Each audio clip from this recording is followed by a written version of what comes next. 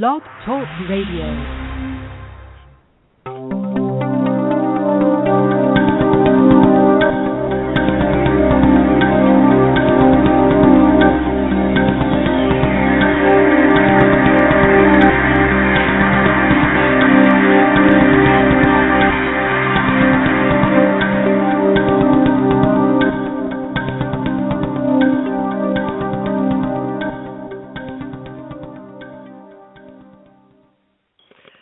Good evening, listeners. Thank you for taking the time to listen to our show.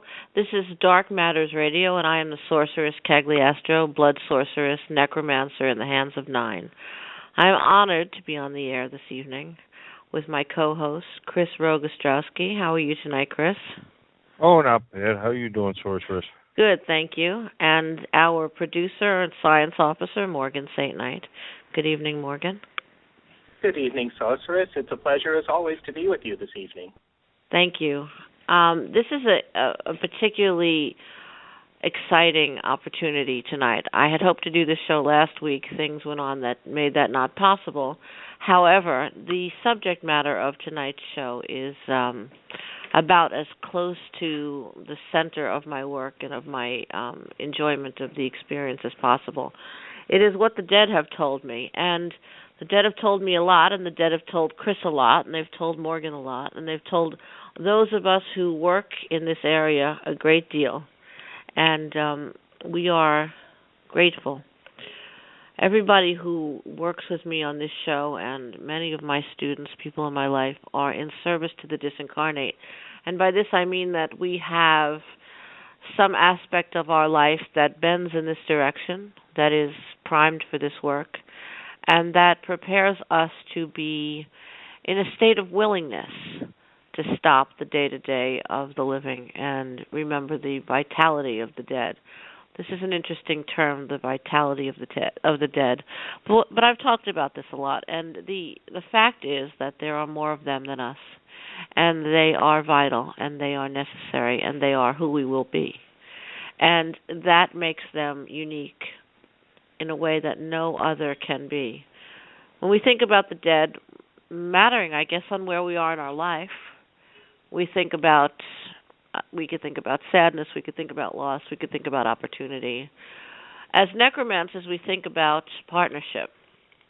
We think about stepping right into the role, into the moment, and knowing that this is a human being who has a need or a desire to communicate with us, or a human being who someone else has a need or desire to communicate with, and we're doing it on behalf of another.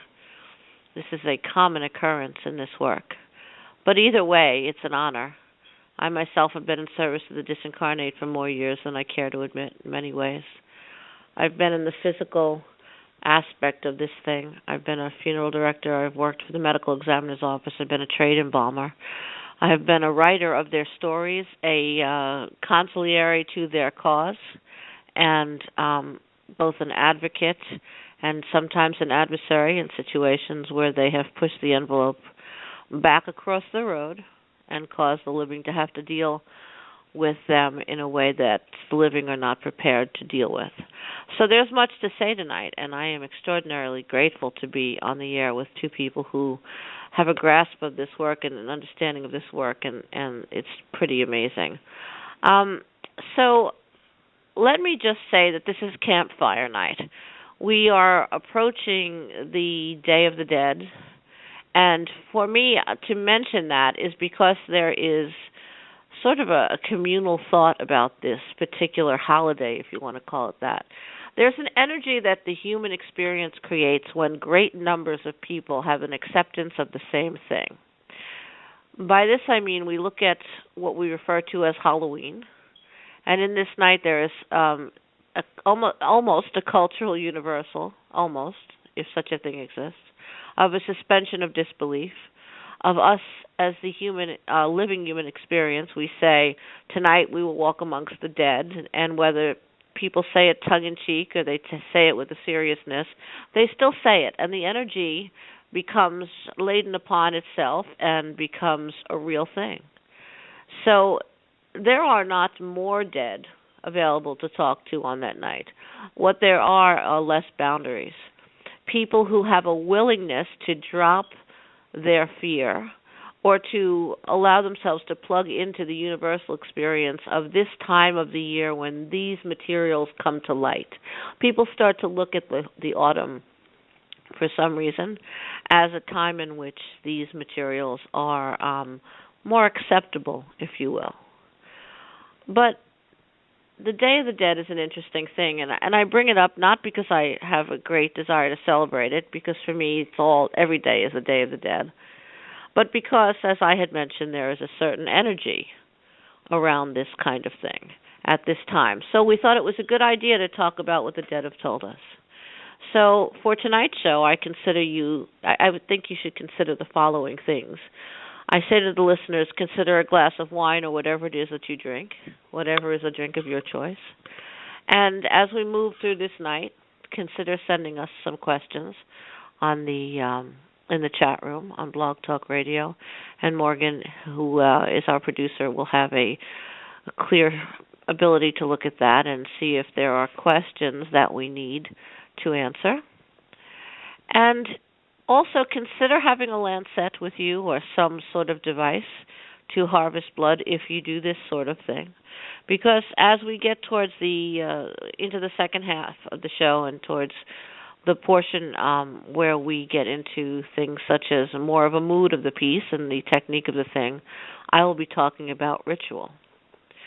So on that note, I'd like to say that my thoughts for the night would be for us to spend a few moments sort of kicking around what it means to work with the dead, and then take turns talking about what the dead have told us.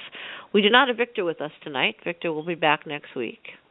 He is on his own personal mission this evening, and I just want to acknowledge him because he's been a really big part of the show. So, Chris, what do you think?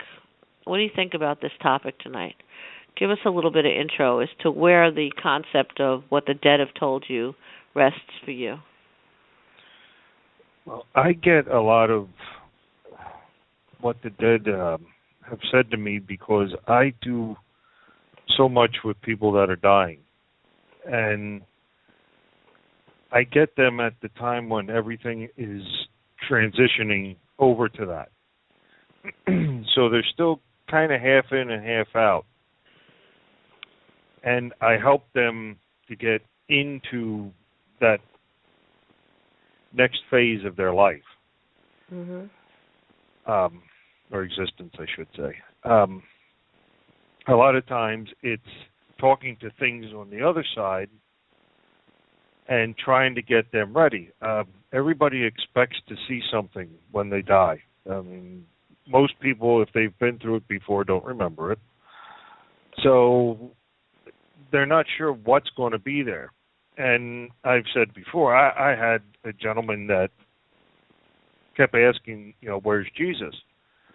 That's what he was waiting to see. And, I mean, I was pretty much at my wit's end. And I said, look, one of you bastards better show up dressed like the fucking Virgin Mary or Jesus Christ so this poor guy can get out of here. Yeah, because that's what he's waiting on. And luckily somebody showed up and, he went. So it gave him some kind of sensation of expectation. Right.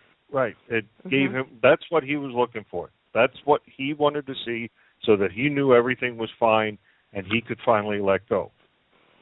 That's interesting, Chris, because I have categories that I want to talk about tonight, and one of them is this concept of whether or not a divinity is waiting. So I would definitely like to talk about that. That's a mixed subject with me. Well, tonight I'm talking about what they've told me. Do I think there's a divinity waiting? There's never been any data that shows me that there is. There's never been any data that shows me that there's one now present. Yes, great icons. Yes, great cumulative energies. All this sort of thing. We look at Egyptian deities and this sort of thing, and the divinities of voodoo and all of that. And for me, they are powerful icons and accumulations of energy, and in that sense, validated. but this question of whether or not divinities are waiting for them on the other side, I think, is a good thing for us to open up with. Morgan, where are you on the subject? Well, for me, I believe there are entities that may be waiting for us on the other side, but I don't call them divinities because in voodoo we work with energies. And what most people don't understand, they consistently mistake the word Loa, which is a word we use to describe the spirits that we work with that are not ancestors, although in most cases they are also ancestors, but the spirits who have specific names, but we don't consider them to be divinities. They're often, when people talk about the Loa, they mistranslate it as the voodoo gods. If you go to someone who's a truly theistic voodoo practitioner, they will tell you they're a monotheist. They'll tell you there's only one God, one great God, the Bon Dieu, the Zambi, Oludumare, depending on which brand of the African diaspora religions they are from, and that everything underneath them is sort of an intermediary spirit. So what you said at the beginning, that we are going to be the dead, we are essentially the dead now. We just don't know it, and we only have to go through that little transition. That's where the Loa come from. With only a couple of exceptions, the Loa in voodoo are all ancestors. They are all considered to have been human beings at one time. And at a certain point, they may have, either because they were very powerful and very skilled in these things and workings of magic and other manipulations of energy during their life, they had that power continue on after death. So they were elevated. They're kind of the leaders of the pack, so to speak.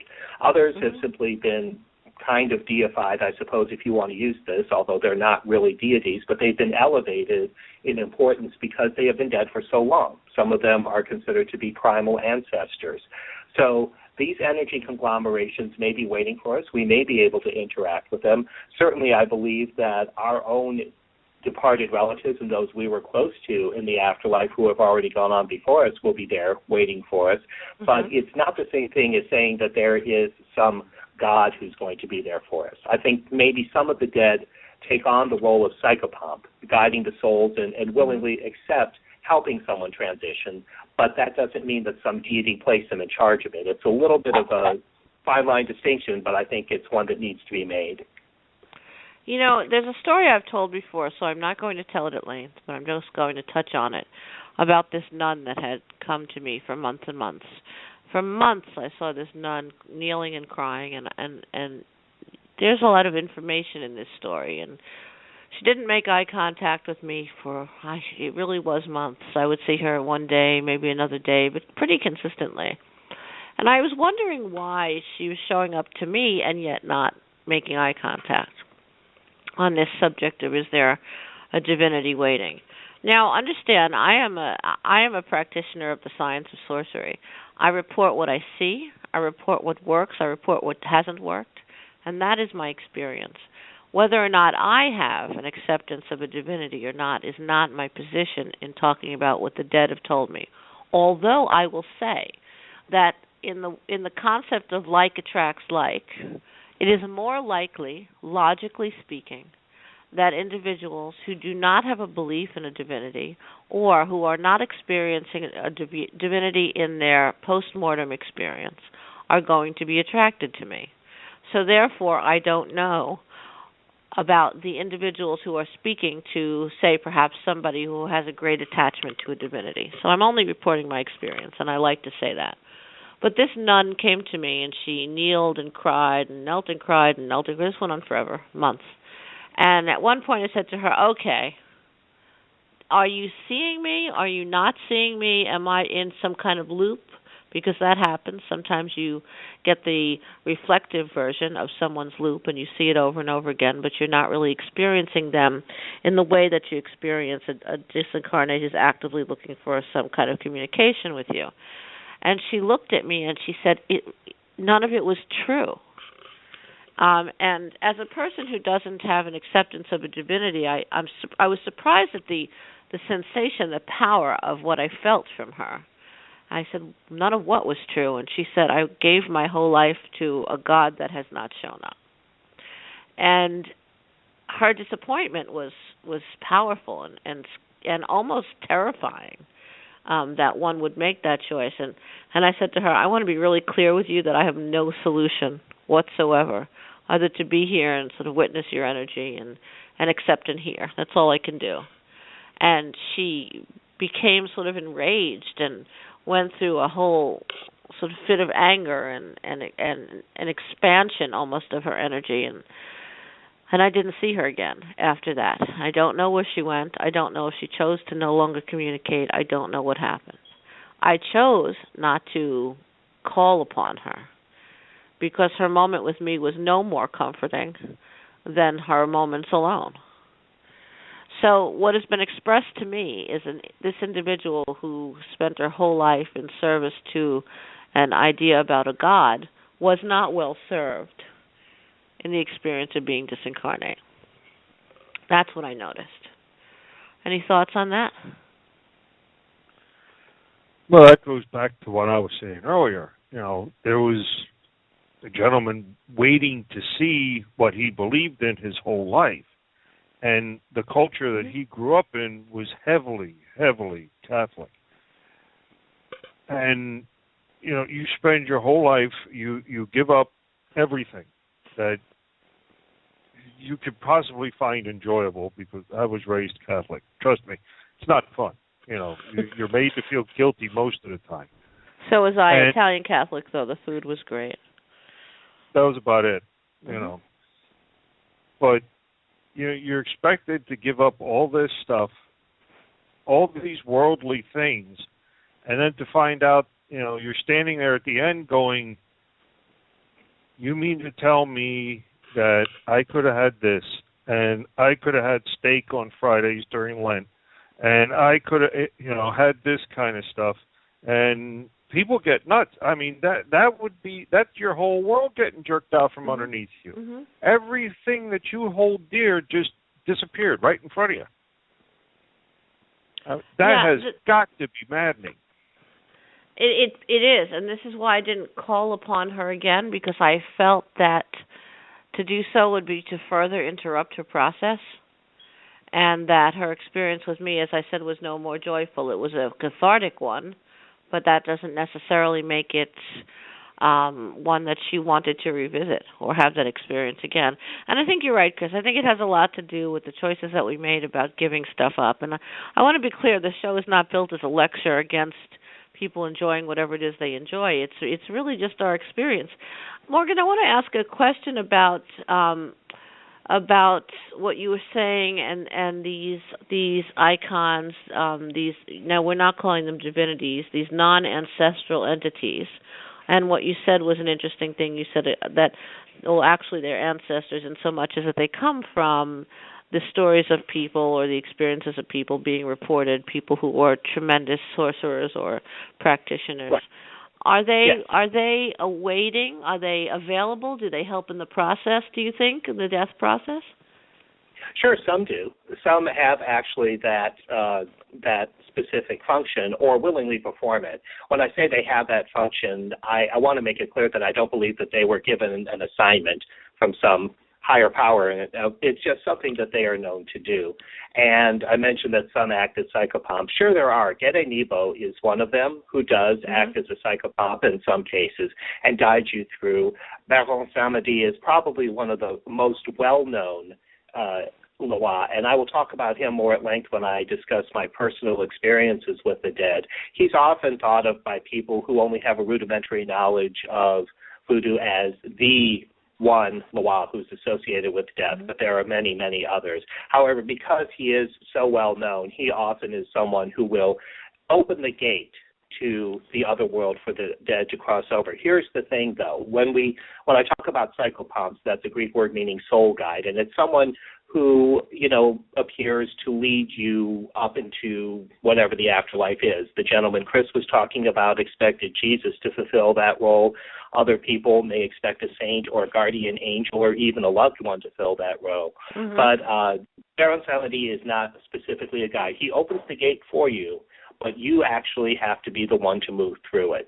That becomes your decision. So you can either make that transition into what they would call in the voodoo place, the place of death, or sometimes it's referred to as en bas de l'eau, under the water, because that's how it is conceived of in many of the voodoo houses as a watery place. But other people choose not to step through at that moment, and they interact more directly with the living, whether it's through fear, whether it's through clinging to certain things or certain people still in this world. It depends on their own personal motivation, but a personal motivation can keep you from going through that gate. Baphomet can only open it for you, so he doesn't actually drag you kicking and screaming through it. Mhm. You know, Carl Jung said, and I'm not a huge fan, but this is a quote that jumps out at me: knowing your own darkness is the best method for dealing with the darkness of other people. Now, I don't have the same definition of darkness as Carl Jung does, of course, but what do you have an experience where you feel like the disincarnate has set themselves up or set themselves in a state of readied confusion or disappointment about what they will be experiencing outside of the concept of divinities and that sort of thing? Because I have a lot of those stories, and I think that after this comment we should maybe start telling those stories. But do we think that they set themselves up either with guilt or being prepared to be admonished in some ways? Any thoughts on that? Oh, sure.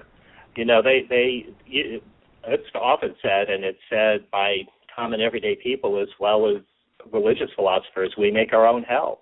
We can make it for ourselves right now. We don't have to wait to die. But if we've got all that anxiety going on before we make that passage, well, sure. And that's one of the things that I think makes it so difficult for people when they don't see what they expect. For me, dying is a process, and I try to train myself in this every day during daily meditation, just a little bit to set aside, because you never know when you're going to need it. That's the thing about death. It doesn't. You don't have an expiration date stamped on your butt, so you're going to go and not necessarily know when it's going to happen. It's the ability to let go of what holds you here. And that doesn't mean that you give up on the people who are still here, the people who are still among the living, but it does mean that you're willing to release those ties for the split second that you need for that transition. And then afterwards, I think you can reestablish those ties, but it will be in a different way. But if you anchor yourself to physical things and physical people, you're going to go through an awful lot of suffering trying to make that transition if you're too scared because you don't want to leave.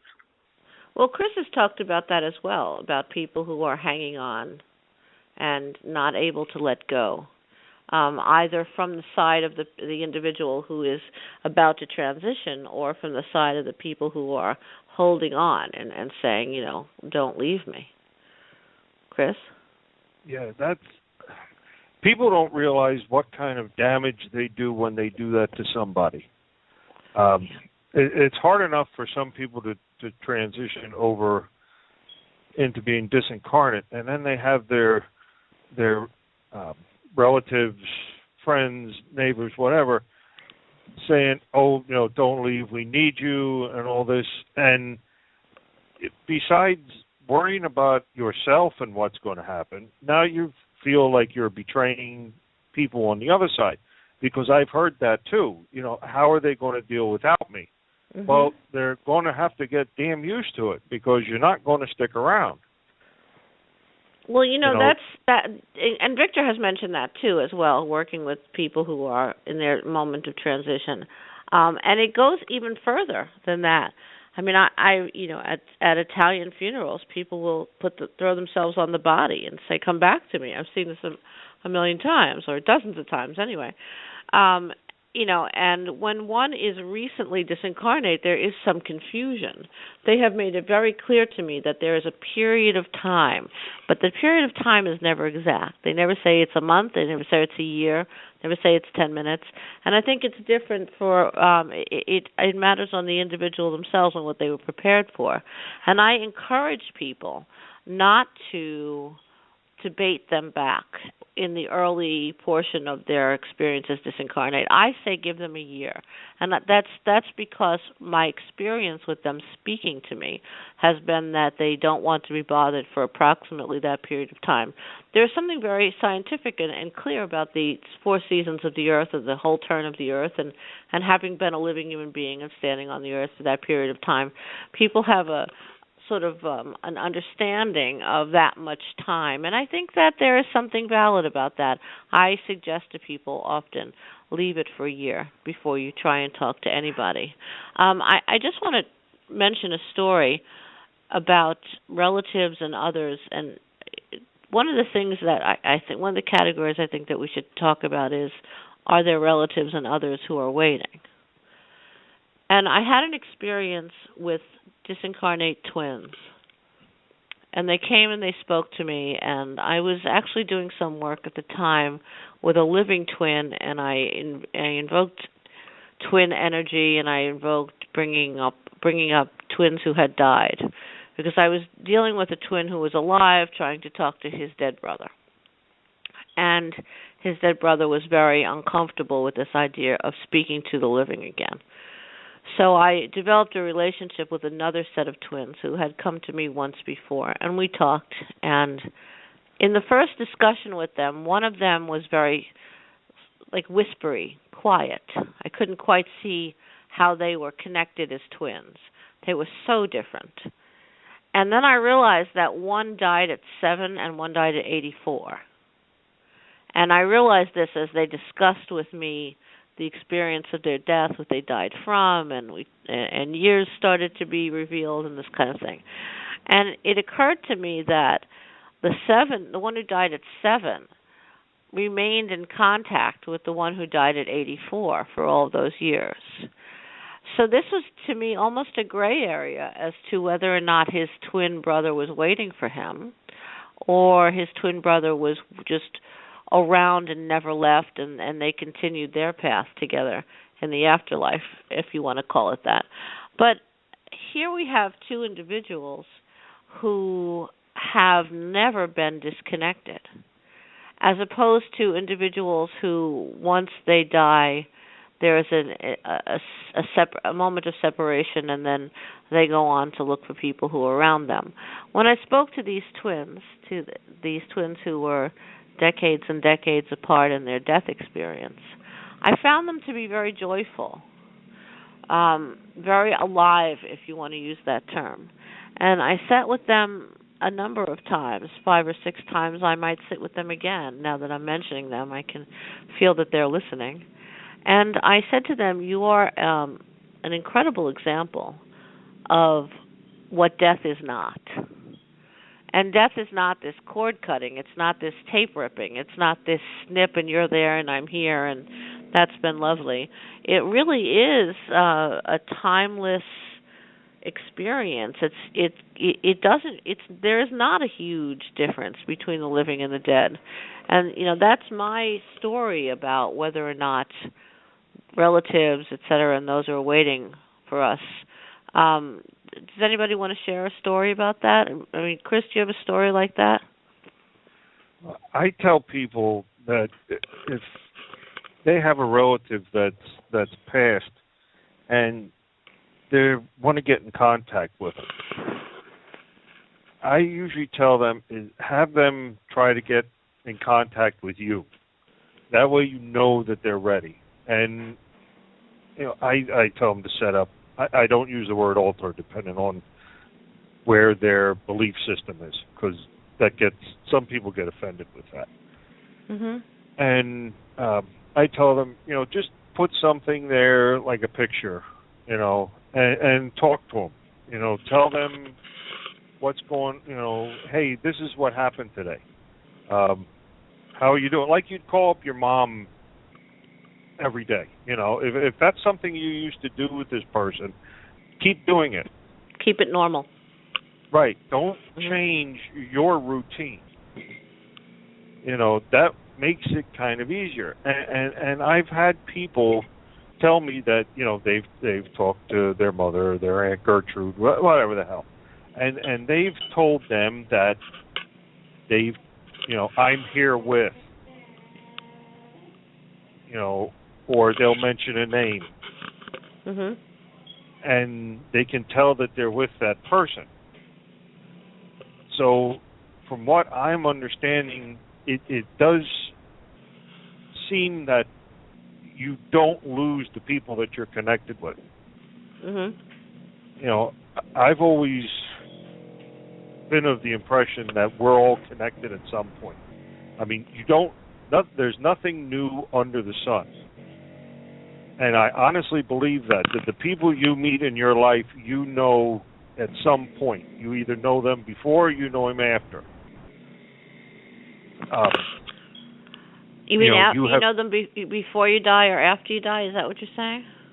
Or like before you were born or after you die. Oh, okay. Because I still think there is some kind of transition at some point, that people do go to another level after this. Because it seems that way because you don't find certain people on the other side. Mhm. You know, we've talked about that before too. It's like, try to talk to Napoleon. He's not there. Well, where the hell did he go? You just don't disappear. Are there some disincarnate that don't see other disincarnate? Because that's another category. I've heard from some that there's some that they can't see. Mm-hmm. So it almost reminds me of, I've got people that live underneath me that I can't see. Mm-hmm. Unless I go down to where they're at, Right. So, but you know how to see them. That's the difference. Right. You know how, if you want to see them, to see them. And I think there are some disincarnates. And when I tell a few stories, I'm going to talk about that. Some of them that can't see others. And it seems to me that it's almost like it's sectioned off into parts. I'm not going to get into the hell and the heaven and all that other kind of nonsense. I don't think it has to do with punishment. I think it has to do with where you're at as far as your development goes. Well, I've said before that people become more of who they are when they're disincarnate. If they're happy people, they're happy disincarnate. If they're inquisitive and want to talk all the time, if they're, that type of individual, they will keep doing that. Those who are quiet and demure, or people who are very, very private, are less likely to want to communicate further. Some people feel disappointed having died. I was talking to, not Napoleon, but a general at one point, and he's on occasion comes and speaks to me, but asks me not to reveal who he is.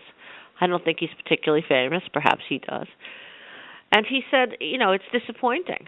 I died in battle, and I left people there. I left troops there, and he's disappointed in himself.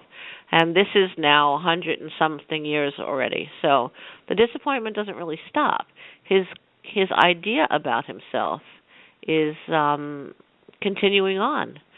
Morgan, do you have some stories you want to share? Maybe, and then you want to share some stories as well, Chris, because I do too. Morgan? Yeah, sure. I definitely want to share some of my stories with my experiences with the dead. I do want to do a little prelude first, though, just to make sure people are clear where I'm coming from. I spoke about it a little bit ago, but from my perspective, where we are in my practice of voodoo and hoodoo is we are all the dead, and we will all eventually be dead. Some of us become simply our ancestors, and we become ancestors to other people. It doesn't have to be by blood. It's by timing on when you die.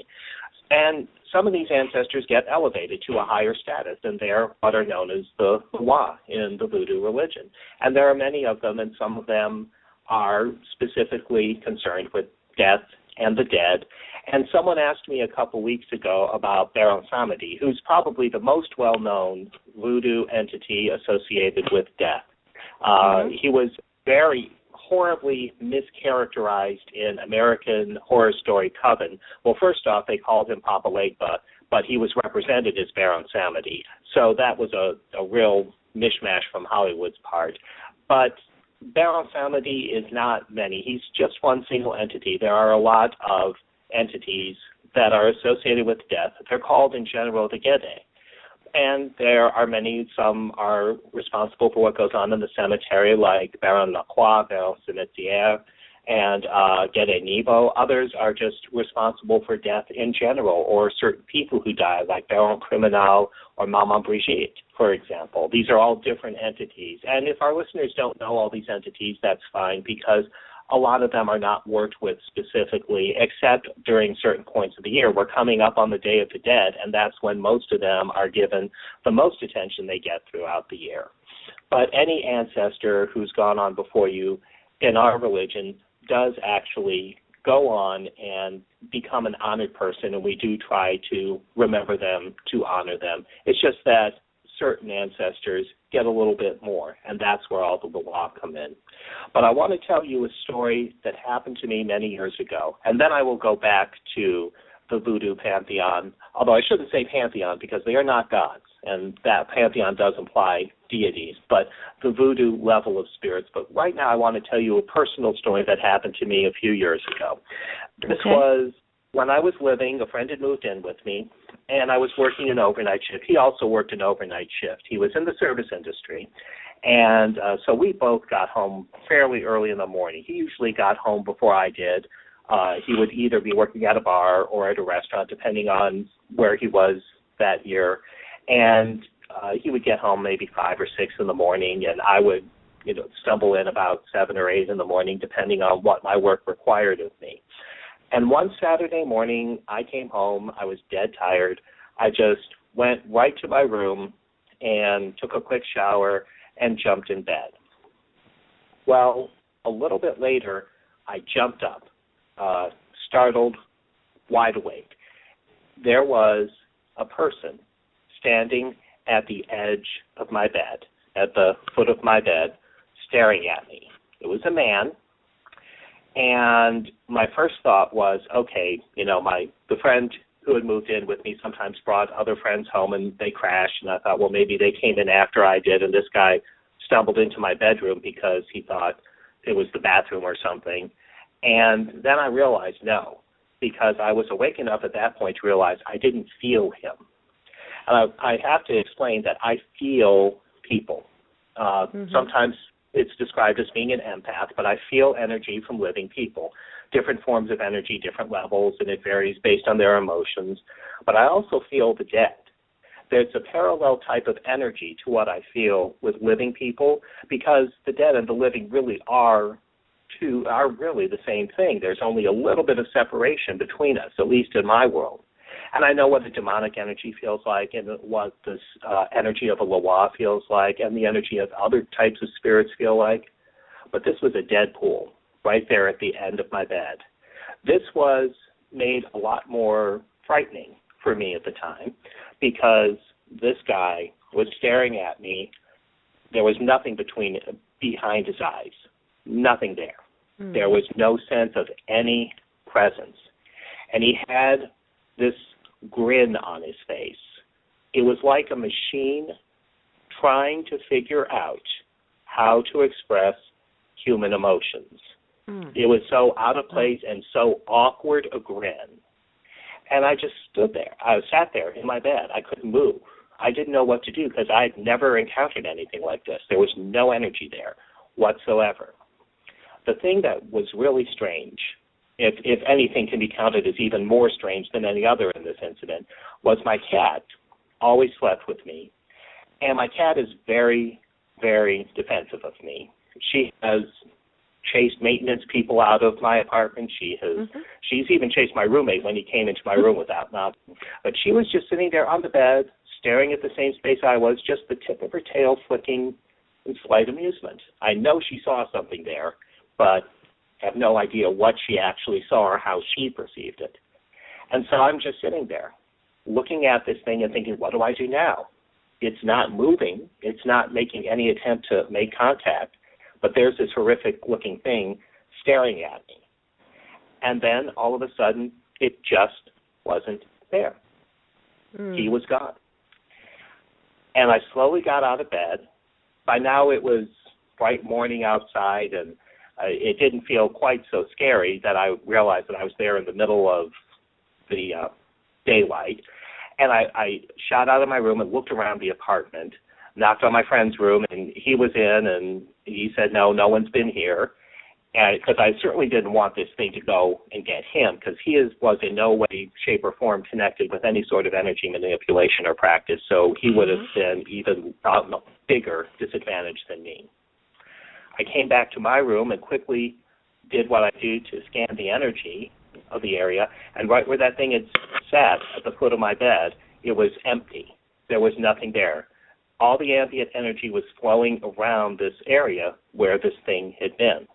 I keep saying this thing. It appeared in human form, but there was no human energy associated with it.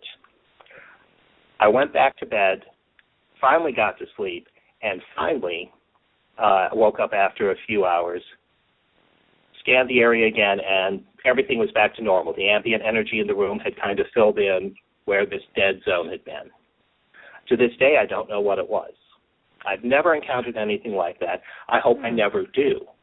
But my thinking is, perhaps this is what happens when a disincarnate actually moves on to the next level that Chris was talking about. Is it possible, in rare circumstances, that not all of it goes? Maybe this was a true revenant, a truly dead person coming back, the shell of a disincarnate left, coming back and somehow wandering around, and for some reason I was able to see it at that moment. I still don't know what it was, and like I said, I hope I never encounter something like that again, because out of all the crazy things I've seen, that is probably one of the few that actually freaked me out, to think that there was this humanoid thing there that actually had no energy and was just staring at me for who knows how long while I was asleep. And who knows why it was there, what circumstances caused it to appear, and what circumstances caused it to disappear. So that is Morgan, one of my creepier stories.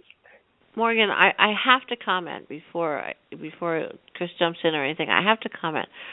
When I worked at the Chief Medical Examiner's office, there was a child who was murdered. A very famous case. I won't go into who it was. And I was asked to witness the autopsy, and then there was a second coroner brought in by the family who looked at those materials again, and I was asked to witness both of them as a non-medical professional. And I did. And when her body came in, I sat with her and told her what happened because she didn't understand. She died after being in a coma for a number of days, so she didn't know what happened. And she didn't even understand what dead really was, as the way a very young child, all I am really at liberty to say is under 10 years old, can not necessarily know what that is in the profound way that an adult does, and many adults don't really understand it either. So she kept saying to me, well, what do you mean? Like, I want it. It's funny because she had a cat as well, and she said, I want my cat. This kind of thing was going on. And I explained it, and I had spent almost 48 hours there. I was sleeping on a cot and all this kind of thing because I had to witness both aspects of the autopsy. And then I went home, and I opened the door to my bedroom, and she was standing there. And I will tell you, Morgan, what you're describing is exactly what I saw. I saw an empty case where a person was once inside. And she had her head tilted and a complete emptiness in her eyes. Now, for me, I thought that was because both eyes were removed because they were looking for petechial hemorrhages. And she made a sort of grin and stood there in the wrappings from the autopsy. And that's, like parts of a body bag. Not even, almost as if it had been ripped apart, which it never had been in the medical examiner's office. And she started grinding her teeth, and I heard the words, I don't feel them. And she was grinning and grinding her teeth. And then there was what felt like a crack of lightning, except there was no lightning, and she was gone. And there was a debit in the carpet where she was standing. So I know that whatever was standing there had weight. And this is I'm so thrilled that you brought this up, because this is the only time I've ever seen anything like this as well.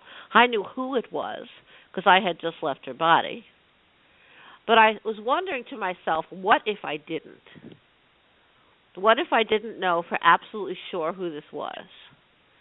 And for a while I had a photo of her, not as a deceased person, but as a live person, which I could no longer keep in my room.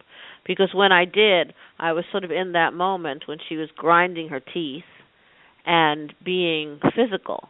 So I do think that if you look at the physics aspect of this thing, of what necromancy is, and if all thoughts, ideas, and intentions have weight, which I say all the time, then there might be a physicality, a moment where the shell stands there and doesn't know how to be a dead shell. And I think that's what we've both seen. You know, because if you're a necromancer, if you're a necromancer and you're talking to the dead all the time and you say you know all the answers, then you're full of crap. Because we don't know all the answers, and we don't get full sentences, and sometimes we don't even get a story. Sometimes just get a flash or something. Sometimes we get too much detail, and we wonder if that's really what's happening or if it's a person's individual story. So we are, as much as you and I know each other, but I can't say I know every detail of Morganstknight's life or where you are in your emotional moment. I can't say that about the Disincarnate. So they are often presenting facets, aspects, moments that they've lived, that they're showing you. And this is an ongoing procedure. We don't know for sure what it all is. But you're the only other person I know who's ever described anything like that. Oh, wow. Well, I'm glad to find out there was at least one other person who's gone through this. I guess a horrific thing. I guess as the numbers lay themselves out, it would most likely be me. But, yeah. And you know what? I'm thinking of doing some art around what I saw, so maybe we could do that and share it. Yeah, that would be interesting too. And present that, yeah, because I might even do it over and illustrate over an actual photo of her. Chris, you have a story you want to share with us? Well, don't start thinking you're exclusive club yet. Well, I know. I didn't think. I had a feeling because what you work with is very, very visceral stuff, and I had a feeling, so I'm excited to hear your story. Before that. This was even before I mean, I was studying. I didn't know what I was doing at the time.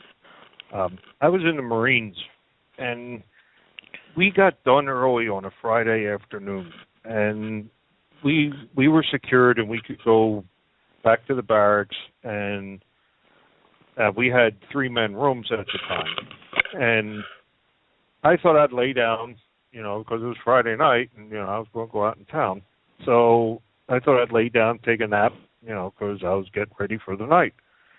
And I was starting to do like a meditation, and I heard something at my door, and I was like, okay, I thought it was one of my roommates. And I turned to look at the door, and when the door opened, it was pitch black outside. And I'm like, oh, shit. How late did I sleep? I'm thinking, it's nighttime. Lights are on in the room, and, the room's lit up. Let's not say the lights were on. It was lit up, and I'm like, okay, I overslept. How late is it? And I'm trying to look at my watch, and as I'm just getting ready to look at my watch, 2 figures walked into the room, and they were white.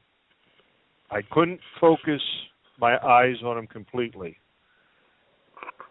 but they just came to the foot of my bed and stood there, and it looked like they were talking to each other, and they would look at me, and then they would talk to each other, and I couldn't hear what they were saying.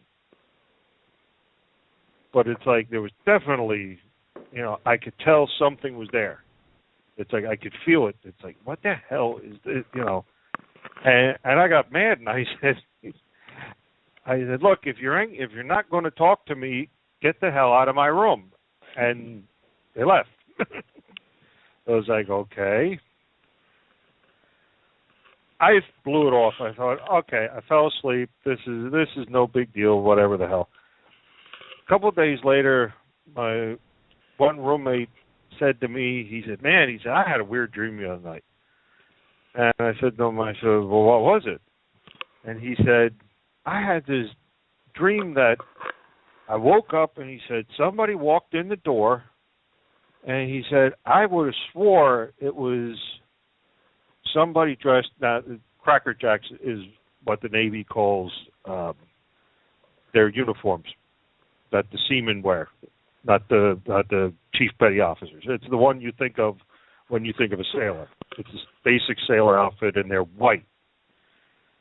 And he says, I was wondering what the hell is this Navy guy doing in our room? He came in, he sat down, and he said, then I realized, how the hell do you get in our door? And he said, he just sat there and stared at your bed. And I said, I never told anybody that story until that day. Because I said to him, I said, well, Jim, you better sit down because I got to tell you something. Yeah. Did you? I want to ask you one question. I don't mean to interrupt you, but I need to ask you one question. Did you feel like when they were talking, that they were seeing you, or that you were seeing them just completely in their moment without them having contact with you? I don't think they realized at first that I could see them. Do you think they realized they were dead? I don't think they realized what they were because they sounded like they were confused. Mm-hmm. And the guy, like I said, one of them kept coming back, and I don't know why he kept coming back. Because they wouldn't talk. They would just stand there and stare. And do you think? Okay. Do you think that what we're seeing is death? Experience of death? It could very well be.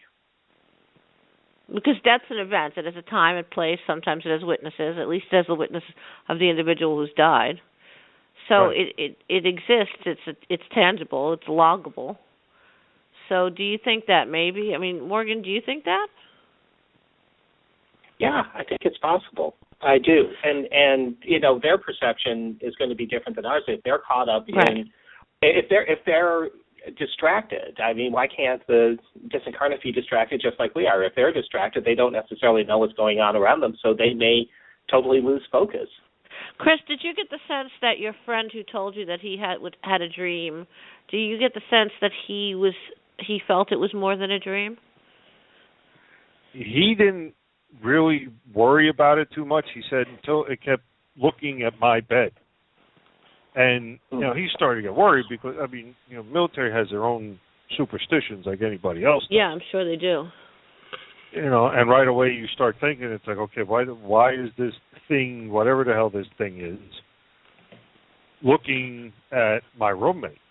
It's like, what the hell's going on? And it's like, what woman did you bring back to the barracks? Were you on land at the time? Was I what? On land at the time?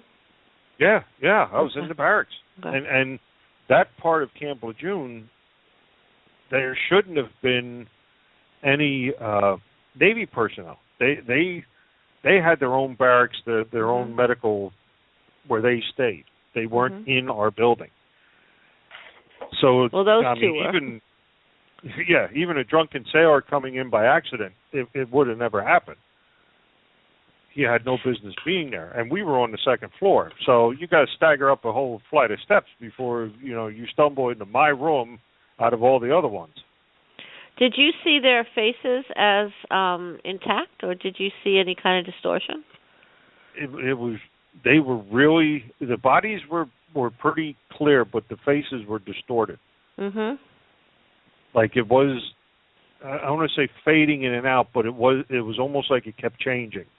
Mm.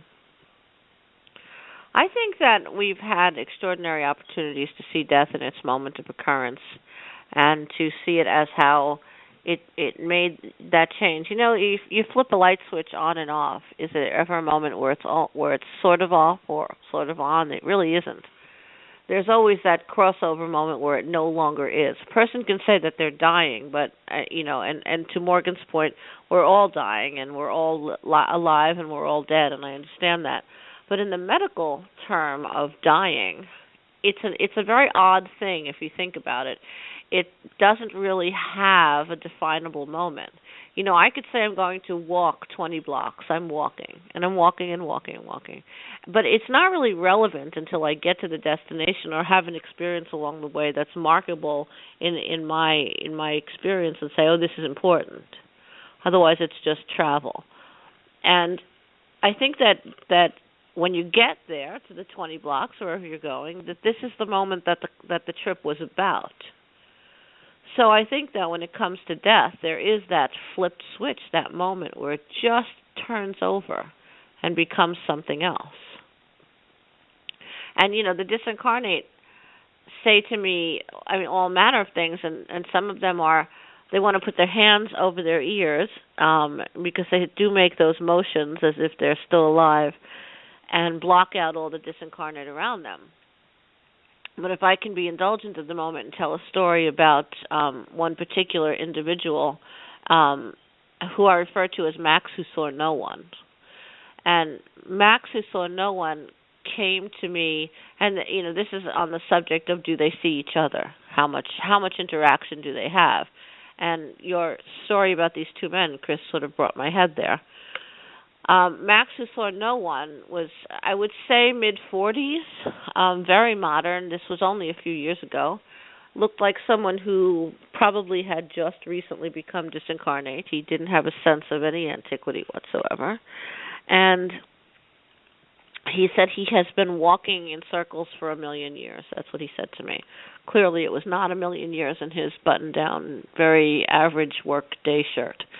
So I said to him, well, what does that mean? And he said, well, I noticed that you talk to them, so can you talk to them for me? I assumed he meant the living. And I said to him, well, who do you want to talk to? And he said, well, whoever else is here. And I said to him, do you understand that you're disincarnate? Because I do have the experience occasionally where they don't know that, or they don't want to know that, or they don't have the language to understand it. And sometimes I deal with individuals who have cognitive differences and who never really understood in life what it might mean to be dead. So for them, this is a very new challenge. And he said, I don't see anyone. Now I'm only seeing you right now. And I asked him what his experience was, and he told me that there was an accident, and he remembers going to the vehicle, and he doesn't remember leaving the vehicle, except now he can't find anyone.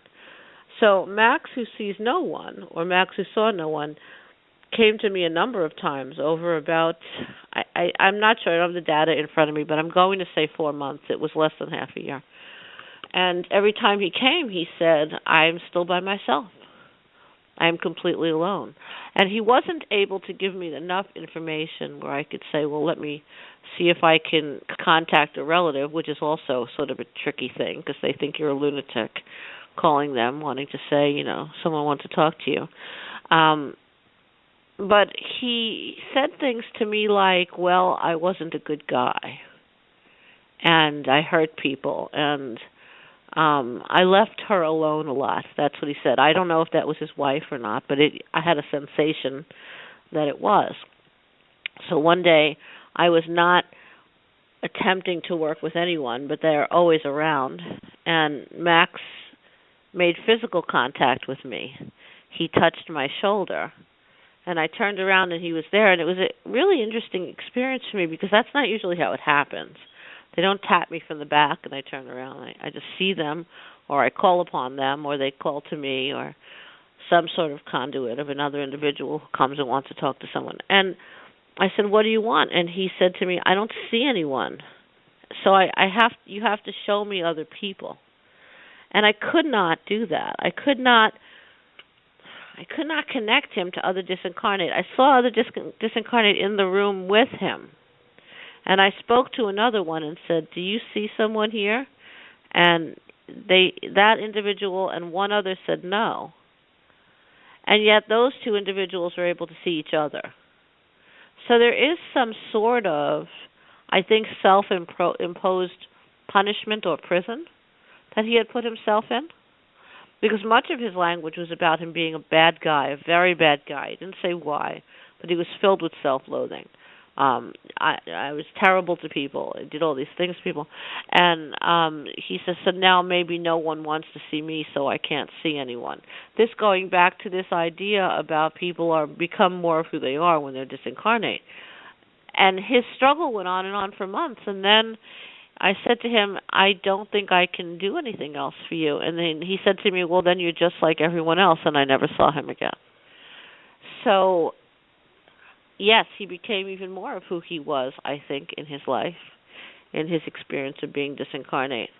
Has anyone had an experience where you feel that it doesn't make any sense, like this individual doesn't fit into the world of the disincarnate? Has anybody had that experience? I haven't had that. Chris? You can go on, Chris. I was just going to say, I haven't had that, but I want to bring up the subject real quick about what you said about coming to talk to you. You and I kind of talked about this the other day. Mm-hmm. I think that my experience in my barracks made me think about this too, that they can see us. We can't necessarily see them, but there's individuals like us, the necromancers. For some reason, we stick out. Yes, I agree with you. That it's almost like we have a sign over our head that says, "Hey, I give a shit," and they're being drawn to that because they don't know who else to talk to. They've tried to talk to other people, and it's become, nobody else will talk to them. Well, they won't talk to you because they can't see you. Do you think it's the kind of thing like where you walk through a crowd in a foreign country and you say, "Do you speak English? Do you speak English? Do you speak English?" And somebody finally does? Yeah, sure. I think so. I think so. And try to go through a crowded airport. Mhm. Stop when the flight's getting ready to go off. Try going in the opposite direction of everybody else and ask somebody to stop and help you with something. But then, how do we explain, or can we explain, the ones that I see that don't say anything? Because I see a lot of them who are just going about their business. I don't think they can. You don't think they can see me? I think they can see you. They just don't want to be bothered. Yeah, I don't know. And I think maybe those are two different categories. That goes back Go ahead. To what I was saying about having, a different level. I think there's a certain skill set that you get as, you advance. When you first become disincarnate, I believe there's just some things you can't do. Mhm. I agree. It's like jumping into a pool and you don't know how to swim. You've got to figure out your survival instincts first. Everything right from the beginning is what you do by instinct. Everything else is learned as you go. When I lived in Lower Manhattan, there was those two little kids that danced around that tree all the time. It never stopped. I could look out there at 2 in the morning. I could look out there at 2 in the afternoon, and there they were, dancing around that tree. And, there's not a whole lot of trees in Lower Manhattan, but the ones that are there, many of them are really protected. This one, of course, was in Trinity Cemetery, and that is a tremendously protected place, both at the city level and at the level of Disincarnate protecting it. And they danced around that tree all the time. I never could make contact with them. I could see them. I could hear them laughing. I heard several of the things that they said. I would go sit under the tree with them. They would run around me as if I wasn't there. I think perhaps even run through me as if I wasn't there. And at one point, I spoke to another disincarnate who said to me, "Oh yeah, they're here all the time. They don't talk to anybody." I really don't think they could. I think they were in their loop, and that was pretty much the way it was going to be. So I think you're right. I think that there are levels, and I think that it might be different with children. They might really have they might bring with them the little bits that they know and get stuck in that area. It's a little after 10. I want to see if there's any questions in the chat room. Morgan, are there questions? Yes, there are indeed. We have a question from one listener who wants to know, do and how do the disincarnate experience demonic energy? Mm-hmm. Do they have interactions? Are there dangers posed by demons? Or are there opportunities the disincarnate have involving demons that are unique to their experience of being disincarnate? I'm glad that question came up because it covers a lot of things. It covers whether or not the disincarnate have the ability to do any magical or sorcery abilities, whether they have divination, whether they have all those things, and that's something I wanted to go into. I will tell you that I've not seen a great deal of interaction between demons and the disincarnate, but I have seen some. And this goes back to the issue of what people were when they were alive is increased when they become disincarnate. People who studied this work and were involved in demons in their living experience continue this work as disincarnate. Sometimes at a more progressive level, at a higher frequency than they were when they were alive, but they do continue this experience. What I have not seen is antagonistic behavior of demons on the disincarnate, because I don't think that demons really interact with them that much because there isn't really chaos that's absorbable. Remember that demons survive on chaos, and the energy, not labeled good or bad, the energy that comes off of suffering. The disincarnate, for the most part, are not suffering. They're in a state of confusion. They're in a state of sort of getting their legs about what they're going to be dealing with now. But they don't live in a state of pain. They don't live in a state of anguish, although some do. There's less than you would think. They do grasp that this is a new way of being, and they adjust. They make adjustments over time. So there are disincarnate who can call upon demons. But there are not, in my experience, a lot of moments where disincarnates are being approached by demons. Because remember what demons want. Demons want to become tangible. All demons, on some level, want to know what it feels like to have a body. They want to become tangible. And they don't even necessarily know what that is, but they see that others are doing it and they want some of that. And that's the energy that they give off. That's the information that I've gotten from them. That is what my data shows, both from myself and from many, many others who have presented to me their information regarding their interaction with demons. So if I want to become tangible, I'm certainly not going to traverse amongst the intangible. That's been my experience. And that goes also to the subject of whether or not they have the ability to perform sorcery or whether they have the ability to do divination. And again, these things go back to who they were in their life as opposed to some spontaneous ability to be able to do divination and to be able to perform sorcery in their experience of being disincarnate. There's a disincarnate who I'm going to call Mr. X because he does not want me to say his name aloud, even to him, which was interesting. And he said that he has a desire not to be communicated with by his family, and that he has no ability to stop them from going on and on and on and trying to find out how he is and all this sort of thing. And he said to me, "Can you stop them?" And whatever I chose to do. But the concept that he was, as a disincarnate, coming to me for sorcery was an interesting thing to me. And I got in a conversation with him and with a number of others as this became something I really wanted to know about. And they don't like when family members say to them, can you give me the lottery numbers, or can you get rid of my tumors, or can you, do any of these things. They don't do sorcery. And for some reason, when I find that living humans really get stuck in this place where they say, oh, he's looking down over me, he's really helping me out. Well, they can't help you out.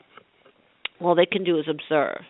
And then if you can talk to them or you can find someone who can talk to them for you, they do offer one thing that's very different. They offer an observation level that's profound. It is without boundary. It is without time limits. So they can observe what someone is doing or what's happening in their life in a profound way. They can see what others are doing in terms of what, I don't know what people I know are doing right now, but they do because they can see them. So if you can involve yourself with a disincarnate who's willing to look at what other people in your life are doing, then they can give you an overall sense of information and judge a situation that you're in that way. But they are not natural divinators and sorcerers. That doesn't happen. And I wanted to mention that tonight because people ask me that all the time. Chris, what are your thoughts? Chris? Do we lose Chris? Are you there? Oh, yeah, I'm Nope, here. I'm here. Chris, did you want to add something? Yeah, because I think, going back to my theory about as they go on, they learn more things. Now, granted that the people that recently become disincarnate, they can't do certain things. It's like they just don't have the ability yet. Now, I did have, I know when my Uncle Louis died, it was very soon after he died. I remember being at work and I could smell his tobacco. It was a very distinct tobacco, and I was alone. There was absolutely nobody in the area. I mean, our shop was back surrounded by cornfields, and there was one road in, one road out, and I was the only one there. So it couldn't have been anybody there besides myself. And it was very distinct, and I knew it was him. I had another fellow mechanic that had committed suicide that I used to ask help from. And they could, he could talk to me in very short sentences, maybe 2-3 words at the most, to tell me where to look. Then I also have one that follows me around all the time. That she's been with me since I was a little kid. Mm-hmm. And I know there has been times where I have been in a situation that I shouldn't have been, and I know somebody shoved me. I know somebody's pushed me. Or I felt a hand on my shoulder or something like that. So at some point in time, you've got to change over to where you can make yourself tangible for a short period of time. Mm-hmm. No, go ahead. I don't know how long she's been, around. I know when I see her, it's always in what looks like a Victorian burial shroud. Not burial, mourning shroud, I'm sorry. Mm-hmm. It's all black. She's all black from head to toe. And it is very lacy looking. And your understanding of her is that she's disincarnate, not anything else. Right. Mm-hmm. So that's just the feeling I get that she's deceased. Well, they're all as different in death as they were in life. There's one group of disincarnate that I've spoken to a number of times. And Chris, how this particular disincarnate sort of helps you out and maybe perhaps even offers you some support in the work. Would I be way off saying that? No, not at all. There are those. I have those as well. I have the Rebbe who is with me often, and 3 other disincarnate who are with me often. And then I have a group of 5 that when I see them, I just want to run away, because I know what this is going to be like. It is a group of 5. It is a mother and 4 children who died in a car accident. And they come together all the time. And they look awful. They look severely damaged. Rarely do I see the disincarnate in their death moment like this over and over and over again. They seem to not be able to let go of that moment. I've spoken to the mother and I said, your guilt, and she wasn't necessarily at fault for the accident. I don't know. I wasn't there, but it's not like a situation where she was drinking or anything like that. I don't know what happened, but nothing intentional, let's just say. And her guilt is so severe that it's still perpetrating upon the children, except for one of them. The one that it is sort of in the middle of the age group, and they're all under the age of 8. And that one is just really missing his father. So he has refocused all of his energy to wanting to talk to his father. And I don't know, I feel that it would be, although I do know who they are, I feel that it would be extremely inappropriate to go to him and say, your son wants to talk to you. I think this man is probably, if he's even held himself together over this period of time, this horrible loss, has probably just started to get legs and understand how to move on, or at least continue his life if he chooses to. So I'm very careful about what I do with the information of the disincarnate, and very much like I have those that hold me up and support me and help me like she does for you, Chris. I then have groups that just drag me and like suck the life out of me and want me to, fix it, to make them alive again, essentially. And this family of these children and this mother are just caught in this forever spiraling, circling the drain, but not quite going down kind of sadness. So when we do this work, much of it can be profoundly exhausting. So we look to those 2 or 3 or however many we have that hold us up and that stand there for us and that are okay dead, if you know what I mean. And I use that term, and yeah, they're okay dead. They're all right. They've got it together. And they are necessary if you do this work. They are a requirement if you do this work, because otherwise the sorrow and the questions and the confusion and the chaos, it starts to chip away at us. Morgan, do you have disincarnate that are partnering with you in this work? Yes, I do. I have a couple who work with me very closely, and as you mentioned, their support has been invaluable. I don't do nearly as much in the field of necromancy as you do, so more of my work has to do with helping the people who are still living, but I do still have encounters with the dead.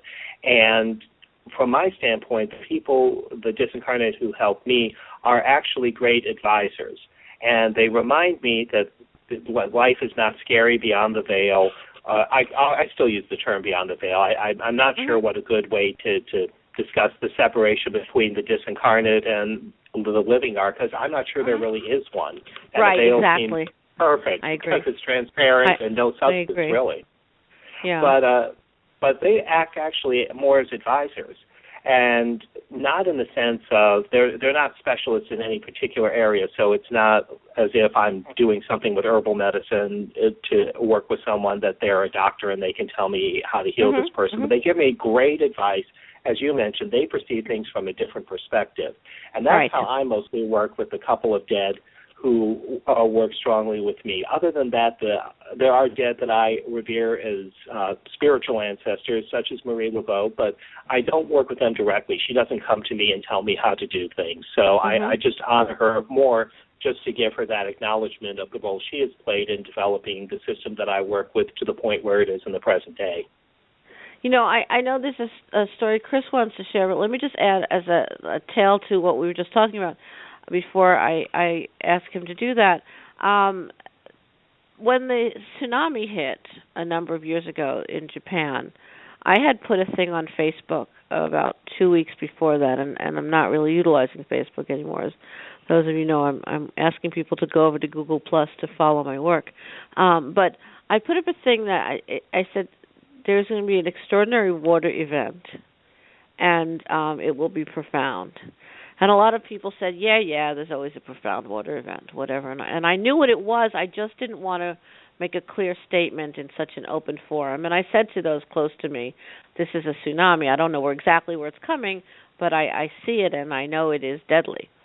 And the reason that I knew it was deadly was because I was sitting on my couch, and 2 doctors showed up. One was holding a clipboard. And this seems so odd to me because they seemed almost overly constructed. One that was a recent doctor, maybe somebody who died in the last 10 years, and one who looked like almost a medicine man type from the maybe 15 or 1600s, but also Japanese.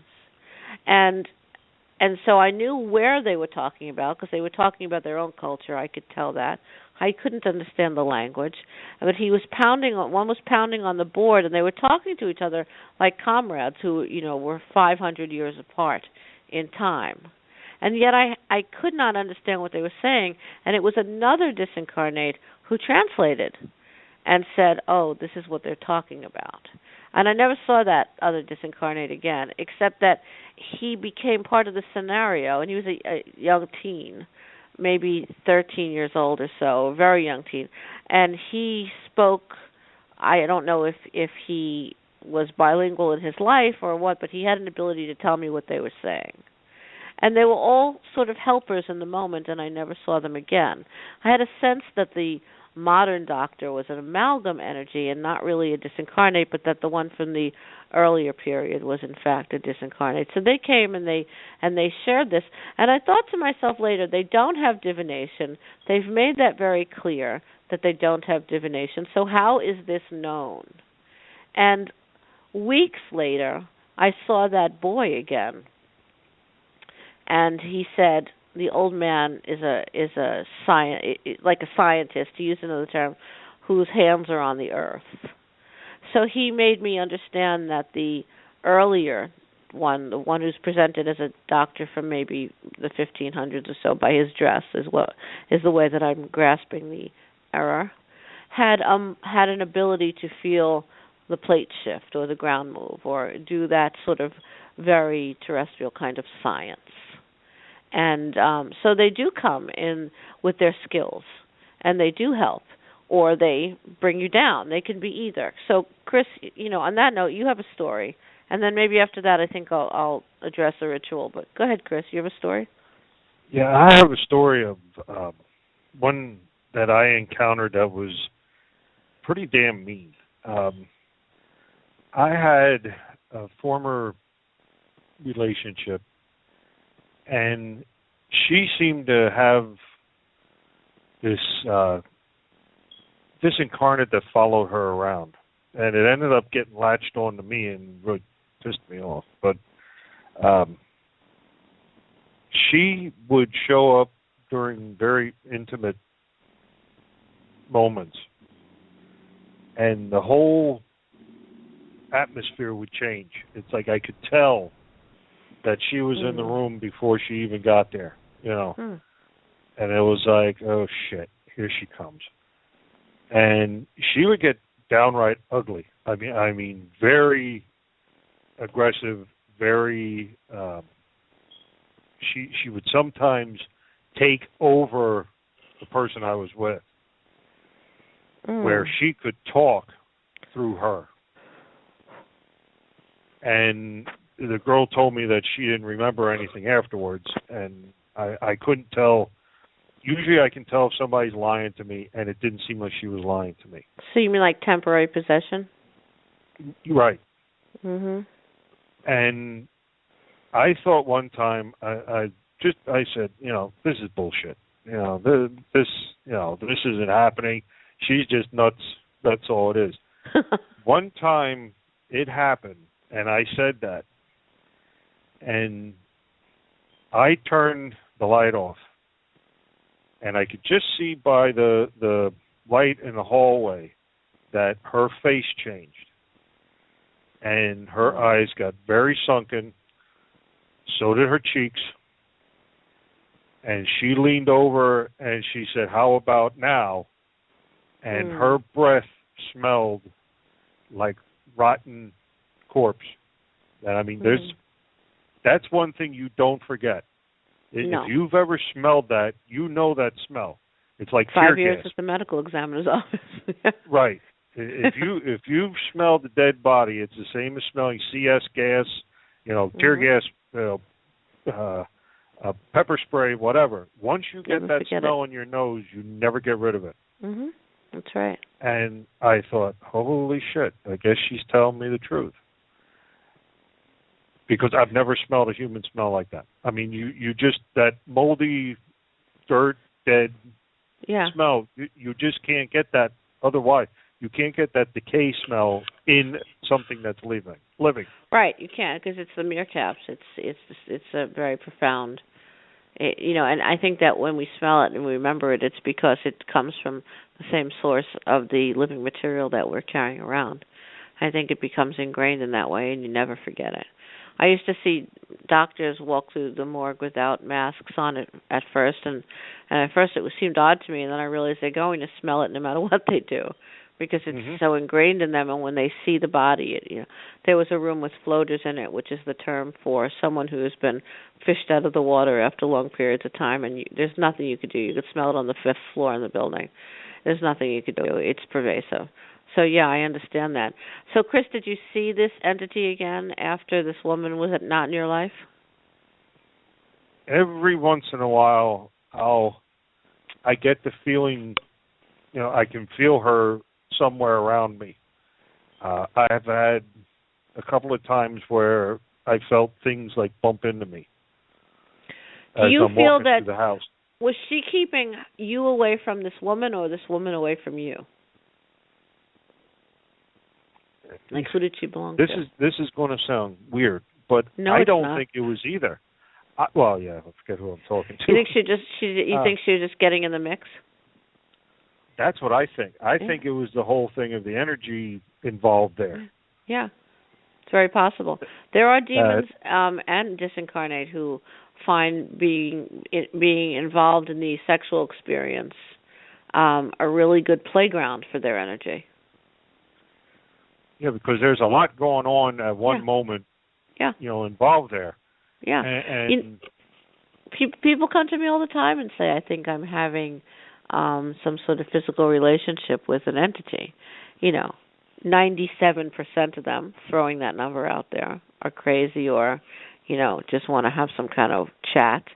But occasionally I come across somebody who is having that experience. I did an exorcism a very long time ago and had to sit around and just sort of wait until that person fell asleep or started to fall asleep, and that's when it always happened.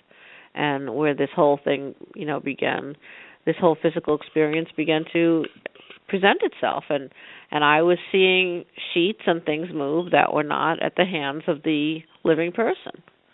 So I was actually seeing what was happening, and did this exorcism work during that moment.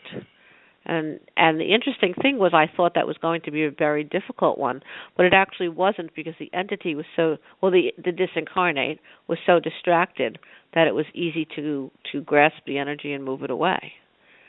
So and to make that deal. But the difference between demons and the disincarnate is sometimes you can disempower a demon or lock it up. It's not as easy to do with the disincarnate because they're people and they're tricky and they know how we work. So I think maybe she was in the mix to just take in the energy, Chris. That's what it feels like. And I think, as I tried several times to get her out of there, just to throw her out of the house altogether. And I honestly think that my ex was holding her in there, because as much as she complained about it, I think it kind of gave her own little thrill that this was going on.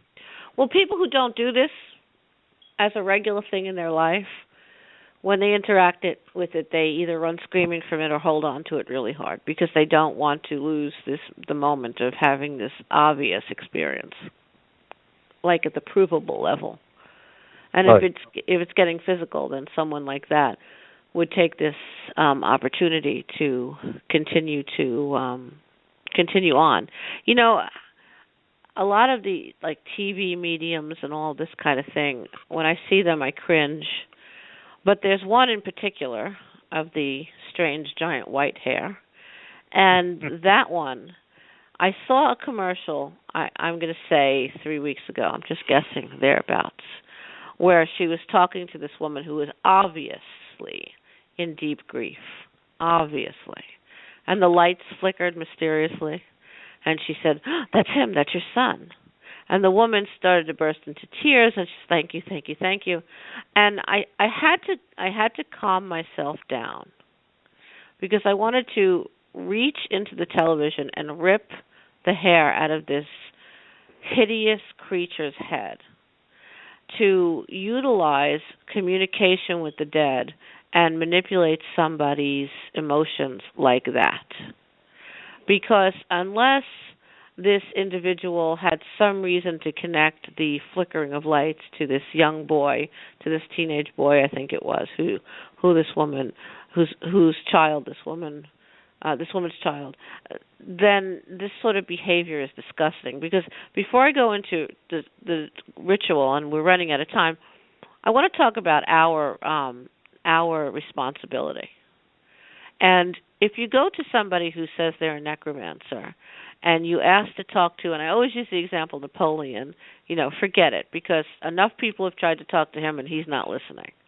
And you might be able to speak to people from that era, even from the interactions he was part of, but either he has evolved into something else, and people of that type, or they have been asked to be spoken to so many times the energy around them is enough already, and they've ducked out, and who can blame them? But if you come to talk to a necromancer about someone who was in your life, and they ask you a million questions, and these comments are more from the listening audience, obviously, than the two of you. You both know this. And they say, tell me as much about this person as you can. Then what you should do immediately is hang up or walk away or run. Because the very first thing, and Morgan and I have talked about this as well, the very first thing I say to somebody when they tell me they want to talk to a specific disincarnate is, I want to know one thing. I want to know a first name. I don't want you to tell me if this was your mother, your sister, your aunt, your brother. I want a first name, and that's all I want. Because I will find the person around you who's attached to that first name, and we'll work from there. And then I will tell you if they want to talk to you, if they want to.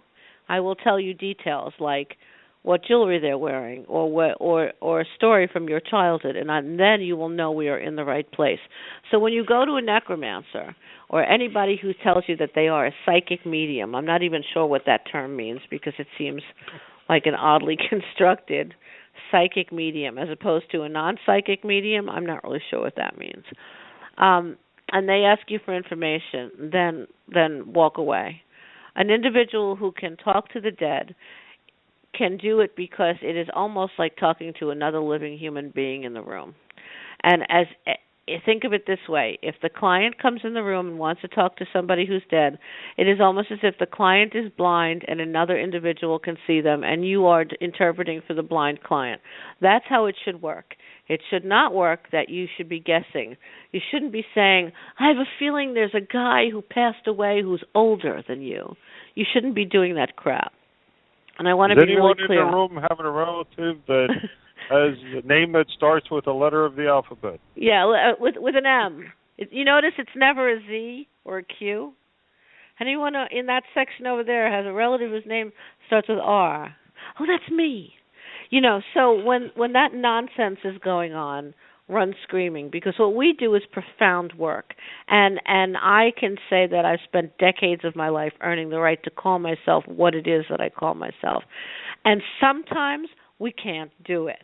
Sometimes the dead don't want to talk to us. Sometimes the dead don't want to talk to the person who's asking them to talk to them. Sometimes they don't want to talk to anyone. Sometimes we can't do it. And if you can't do it and you do this work, you are responsible to say to the person in front of you, I cannot make the connection. Anyone who can do this 100% of the time, all the time, is not telling you the truth. And I take that, I'm throwing down the gauntlet on this. And to all the brilliantly polished TV mediums out there, and to the luckily, finally, happily dead Sylvia, I say to you that if you are manipulating your clients and if you are making people feel, if you think what you're doing is making people feel better and tapping them on the head and telling them nice things that you've guessed about the disincarnate, then I can only look forward to your own passing and what will happen to you in the afterlife when those you have lied about gather together to be less than celebratory about your entrance. And that is my diatribe on that for the evening. I'd like to talk a bit about a ritual and say that those of you who are listening who are interested in trying to make communication with the dead, I want to say, first of all, that many of them are already there. And that what you do when you learn to do necromancy and talk to the disincarnate is you chip away your resistance. You chip away the things that are in the way. If you think of yourself as standing next to a person and between you is a brick wall, or next to a person and between you is a piece of tissue paper, These are different resistance, different levels of resistance. The what you must chip away is what's between yourself and the disincarnate, and that might be tissue paper, it might be a brick wall. The way to do that is the same way that one chips away at that which separates them from another living human being. If you're a person who can walk into a room and talk to anybody and be gregarious and have no problem, then you are a person who already has an understanding of communication, those skills, and how they work. If you are a person who walks into a room or into a party and cannot speak to anyone, then you have a brick wall and you have a real lack of understanding or lack of skills or concerns regarding communicating with another living human being. I like to make those comparisons because, as Morgan says, we are all living and we are all dying, and we are the living and the dead at the same time. And thank you for that, Morgan. So when you want to contact the disincarnate, I ask you to first of all let go of the word contact. What you want to do is allow for some kind of reveal to occur between yourself and the disincarnate. One less wall, one less barrier each time you do this work. It has not been my experience, let me say that when I teach people to hone their skills in this area, that all of a sudden the doors fly open and the disincarnate is standing there saying, "Where you been?" It doesn't work that way. Human beings, living human beings, have a thing called fear, which I break down into not what people think of fear as, but in a moment of inconvenience and a moment of not knowing what to do next. Fear is really confusion and trepidation. Fear in and of itself does not exist. It's not an actual thing. It's a moment that we don't know what to do and we have confusion, and we are inconvenienced by this confusion, and in the true sense of what the word inconvenience means, without convenience. So to know the disincarnate, one must know their own state of being incarnate. Because to be disincarnate is to be without physical life, and to be incarnate is to be with physical life. To know what it means to be dead, one must know first what it means to be alive, because they are the same. They are profound energies holding us together in the place that we stand. As a living human being, you have a profound energy which holds you in the place where you stand as a living human being. As a disincarnate, you have a profound energy that holds you in the place where you stand as a disincarnate. This is the nature of being. We're talking about being here. We're not talking about being alive and being dead. We're talking about being. And there is a very, very small corridor of difference between the two. One of those individuals has experienced a process called death, and one has not. And that is really all that separates us. And so, because I am a blood sorceress, because I'm someone who spent decades of my life studying blood sorcery and looking at what it is and experimenting over all sorts of areas in the work, but most especially with the disincarnate, as that is what I am in service to, I tell you that the thing that you have in common with every other living human being is the fact that you have living blood. The thing that you have in common with every disincarnate is that they used to, and that the power of that blood is what allows us to create a communication between ourselves as living individuals and others, not them and us, but others who are disincarnate in this moment in time. And I think that if you say that people are more who they are when they become disincarnate, then it is my guess that when I become disincarnate, I'll do this work as well. And from maybe that position, I don't really like the term the other side, but for want of another term, I will say the other side. So what you need to do to become necromancers is to understand your own blood. I started this show tonight with a comment that you might want to have a glass of wine and a lancet, because what you need to do is know your blood. And although we did a show on blood sorcery and there's more to talk about, and we should probably expand that and do some more on that because we get a lot of calls and questions about that. What you have to do is you have to look at your blood and understand what it is. And what blood is life force. So the lack of it is not life force. And these are mathematical equations in some way. They are equilateral equations on both sides of the coin. But in class recently, I think it was in the beginning of this month, we're talking about blood sorcery this month in Wednesday night core classes, I suggested to the students that they go and look at themselves as both the vessel and the inhabitor of their own blood. So if you think of yourself as the vessel in which the blood is inside of you, and then you think of yourself as inhabiting the blood, because without it inside of you, you would be dead. And without you inside of it, it would not be you. It's essentially the DNA of the self. So what we know is, alive or dead, human beings have had blood or have blood. And that the disincarnate have shown to me in extraordinary amounts of data that they do not forget what it feels like to have blood. When I use the term that they can almost smell it, now I'm not absolutely saying that the olfactory sense is what I'm discussing, but I'm saying that they know that it is there. So if you wish to be in an ongoing, open communication with the disincarnate, place yourself in a quiet moment and understand that you are in the presence of your blood. Now that sounds like something we should know, but it's something very few people know. Students say to me all the time, well, of course I know my blood. And I say, well, could you pick it out on a piece of paper from somebody else's blood? And they say they cannot. And until they can, they don't have an absolute grasp of their blood. In classes, we talk quite a bit about blood sorcery now and how to understand our blood. But for the purpose of this quick moment in this radio show, what I ask you to do is to become very quiet and listen to the sensation of your blood moving in your body, and you can hear it. It is not only movement, it's vibration, it's energy. Energy works best against resistance. When your blood is flowing through the arteries and the veins of your body, when the blood is taking oxygen and bringing it to all the areas of your body, and then going back through your heart and doing its whole thing, it's the circulatory system the way it is providing life, it is cleaning, it is doing all the things that happen in the day-to-day of your experience inside your vessel. So I say to you, if you think of yourself as the vessel containing the blood, and then you think of yourself as the blood contained within the vessel, then you are in the profound understanding of life force.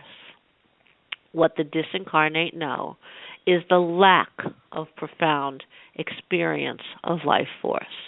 So therefore, I ask you to look at that equilateral equation and understand on one side is the understanding of what it means to be truly alive, and on the other side, the understanding of what it means to have been truly alive. A necromancer is the equal sign in between those two parts of that equation. I am alive, and if I have a true understanding of my blood, and if I am willing to release it in an activity where I interrupt my vessel and allow myself to die a little bit by the loss of blood cells, then I am crossing that equal sign. Some will call it the veil. I am actually going to continue to call it the equal sign.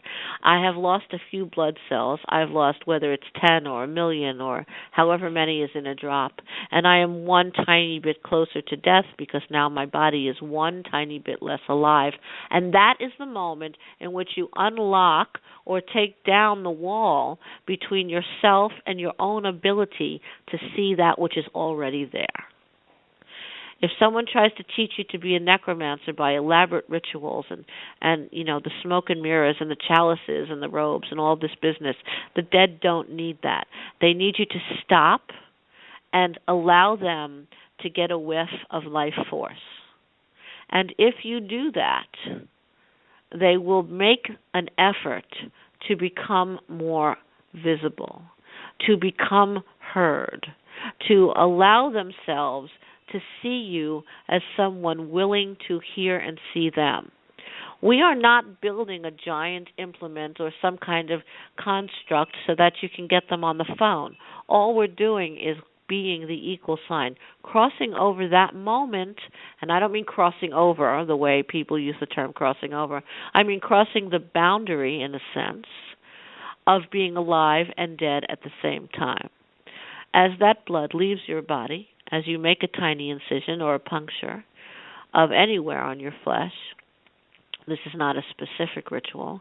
It's a way to open up your understanding and your connection to the communication aspects, to the hearing, to the seeing, to the feeling, to the sensing, if that's where you are, of the disincarnate, then take this moment to feel your blood. And I am putting into the energy of this conversation, of this radio show, a pulsing in your left hand, in the palm of your left hand, and you will start to feel your blood pulsing. And I give you that energy so that as people who are starting to approach the world of being involved in necromancy, or people who are already in the world of being involved in necromancy, I share this communal understanding of knowing what our blood feels like in our left palm, and I'm just using that as a good place to start, something we can all feel. And allow yourself to feel that. And take that with you after you've listened to this recording or this show live.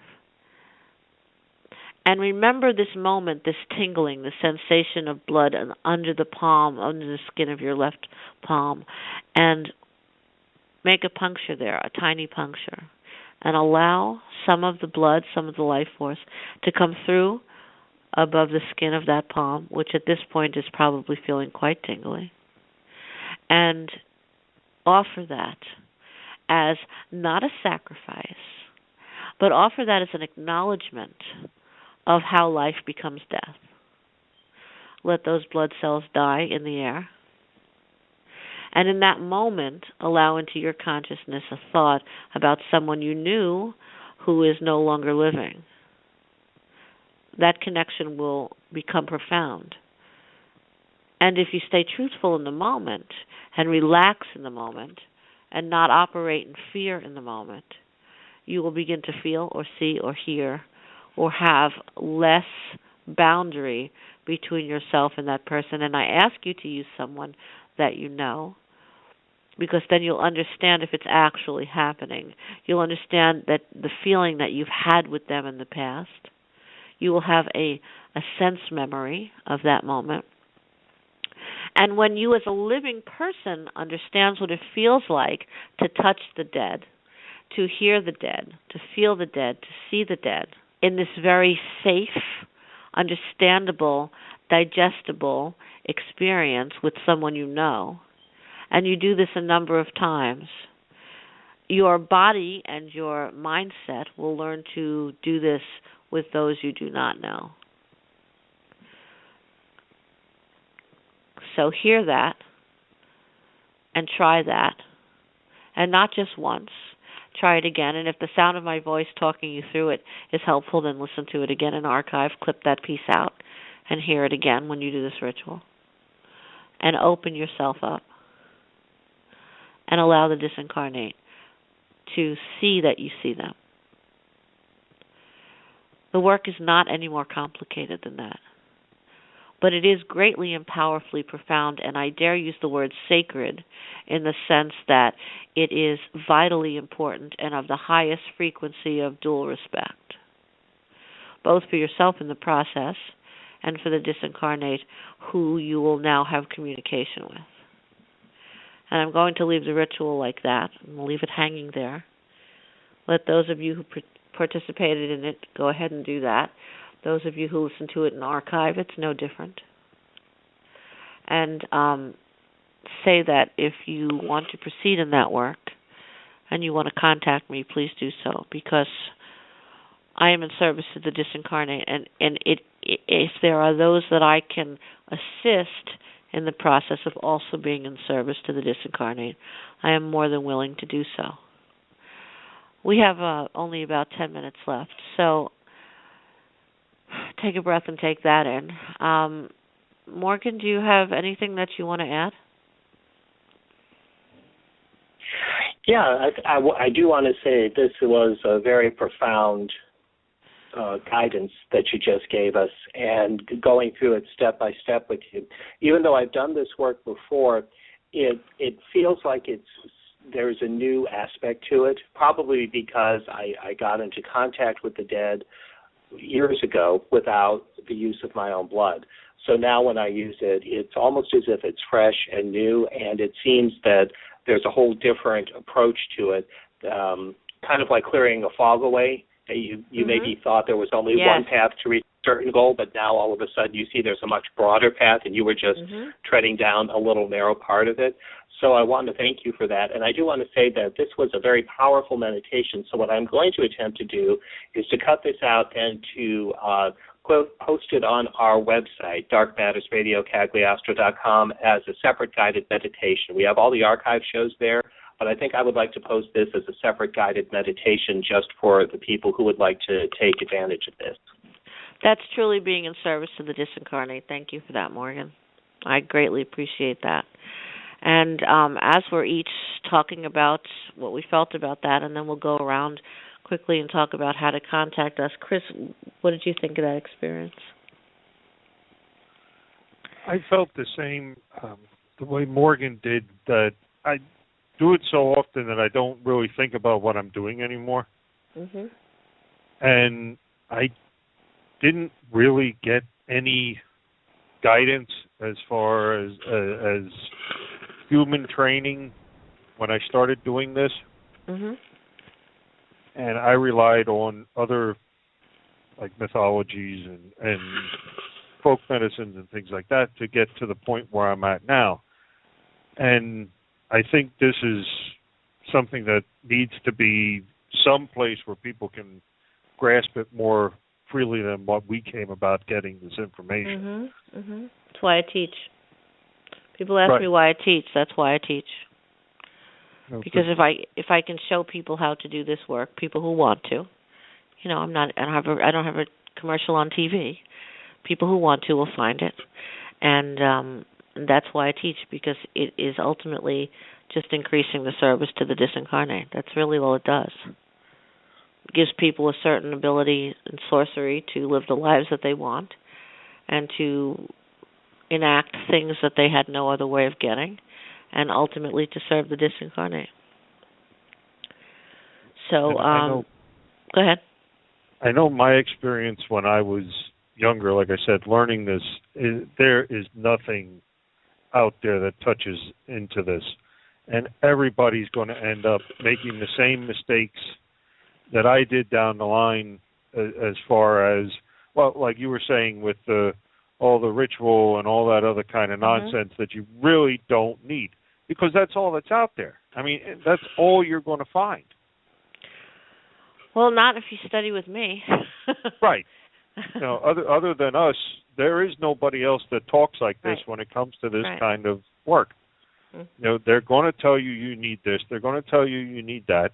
And they're missing the basic thing that you have with you at all times. If you don't have this, you can't do the work, because you're not going to be here anymore. You're going to be on the other side. That's right. So when you run out of blood, you're finished. Teaching is a responsibility. It's an enormous responsibility. When we do this radio show every week, we're teaching. We're teaching but not preaching, and there's a difference. We are offering our experience, our life experience. I offer data. I write the books because I want people to understand what this work is. I don't do it to be known. I do it so that the work is known. And that's what makes it so important, and that is why I always have this great sense of being honored when people want to participate in this. But at the end of the day, it's about the disincarnate, and it's about what they get from it, which is more people who can listen to their story and complete their work for them if that's what's necessary, or send someone a message, or whatever it is, or just for the human experience where we now have a more profound understanding of what death is and what it feels like to traverse through this experience, and just to make the living human condition a better one. On this note, I'm going to say that we're coming close to the end of the show, and I never like to run it up to the last minute. And I want to say also that listen to this in archive and tell me what you think. And for those of you who listen to it in archive, and tell me what your experiences are. But I'll talk about that. Morgan, how do people find you? Yes, if they would like to find me, I'm morganstknight@hotmail.com. It's all one word, no period after the ST and Saint. And I do want to point out to all our listeners that if you go up to the top of the page where the show description is, there are actually links to email for every one of us. So that might be a quick way for you to find us. Morgan, what's going on with the book? The book is still out there. It's called Curse of Prometheus, A Tale of Medea, and it is on Amazon.com, available both in paperback and as a Kindle edition. And if anyone would like a signed copy, please let me know. I'd be happy to find a way to do that for you. You know, and if anybody wants Morgan's book and for like 2 seconds they can't think of his name, come to me and I will send you right to him. So Thank you. the book is fantastic. So go get it and read it. Chris, how do people find you? You can find me at helsrogue, HELSROGUE, at gmail.com. You can also find me on helsrogue on Facebook, and also our site. Mm-hmm. And the URL again for that is, Morgan? The URL is Dark Matters Radio Cagliastro, all one word, .com, and that also is in the right below the description for this show on the Blog Talk Radio page that our listeners are using to hear us. Great. And, you know, if you put my name in Google, all this will come up. So if you can't find us because you're so overwhelmed by listening to the amazing amount of information we give on this show, it's very easy to find us that way. And I am the Sorceress Cagliastro, Blood Sorceress Necromancer in the Hands of Nine. I have a new book out called 25 Sigils, and it is just that. It is 25 sigils of a similar weight, not a similar subject, by which I mean they have a similar intensity. It is useful for novices and skilled students. It's broken down that way, and it is very clearly laid out. It's on Amazon now. It's in the catalog of the rest of my 15 books or 14 books, whatever it is now. All the information is there. If you are interested in studying, then the first book that you need is a Blood Sorcery Bible, Volume 2. It is the jewel in the crown, in so much that it is the clearest and most adeptly laid out one, so that someone new to the information can understand the science of the work and the point of view and all of that. It is more important than the first one in that sense. It's really a tremendous entry point. You can also study with me. I do a Wednesday night core class. If you're interested in it, please contact me. And it is ongoing, and we talk first. I don't accept everyone into the class who's interested, but we have a conversation and see where we're going, see if it's a good fit on both sides of the coin. You can find that at cagliastrotheironring.com. That is my website, Cagliastro the Iron Ring. And you can reach me if you have questions, sorceresscagliastro@gmail.com, and, of course, on our website. In gratitude for my wonderful on-the-air team, Morgan St. Knight, Chris, Rogue Ostrowski. Without both of you, this would not be the fantastic experience it is. I want to put it out there that I intend to send these materials forward to a particular other area in the radio world, and we're coming at you. I want everyone to hear the information. I'm Sorceress Cagliastro, Blood Sorceress in the Hands of Nine, and I am honored and grateful to our listeners. Thank you for listening, and good night. Good night, everyone. Good night, everyone.